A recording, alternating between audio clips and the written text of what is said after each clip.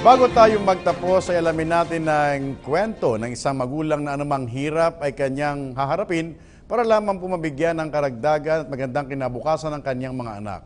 Ito po ang pinatunayan ni Tatay Fernando na kung sa pagtitinda lamang ng isda, ang kanyang hanap buhay ay napagtapos nito ang kanyang mga dalawang anak sa kolehiyo.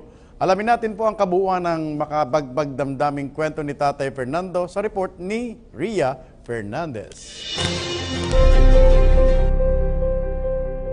Saksi ang barong-barong na ito sa mga paghihirap at tagumpay ng pamilya Cacho.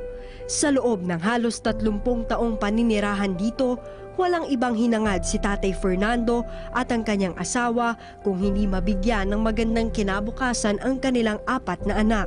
Desidido silang patunayang hindi hadlang ang kahirapan para mapagtapos ang kanilang mga anak at guminhawa ang buhay. Marami ang nang-api pero hindi sila nagpatalo. At sa tulong ng pagbebenta ng isda at ng mga alagang aso, 2 na ang kanilang napagtapos habang malapit na ring graduate ang 2 pa nilang anak. Ito po yung panganay ko. Tapos ito yung pangalawa. Tapos ito yung bunso ko yan dito kanina.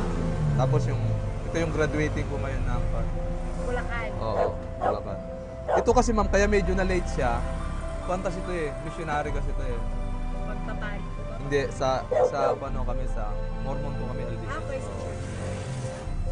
Nag-mission siya ng 2 years. Na pagka niya ng 3rd year, college sa PUP, nag-leave of absence siya para yung desire niya na bilang isang missionary is makuha niya yung goal niya, yung kasi ang gusto niya eh. Nag-mission siya ng 2 years. Kaya nung bumalik siya, sa kanya patuloy yung pag-aaral niya.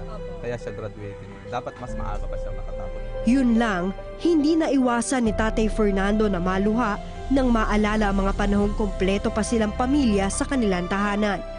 Medyo emotional lang ako magpagwala sila.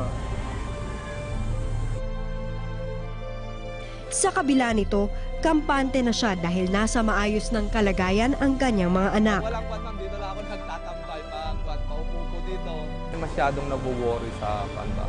Kasi nakikita namin sa kanila. Kaya sabi namin sa kanila, kung makatapos kayo, is magkaroon kayo ng ng pangarap sa buhay para hindi lang yung ganito yung buhay natin, nakalakihan nyo, is mabago. Samantala, marami ng plano ang bunsong lalaki ni Tatay Fernando na si John. Oras na makatapos at balak niyang magturo sa public school. Yung first, yung financial stability namin. Yan. And yung mga wants din namin ng bawat parte ng aming pamilya, siyempre yung pa rin satisfactory pa rin eh. Mabibigay namin yung mga pangangailangan ng bawat isa, yung mga kagustuhan ng mga bawat isa.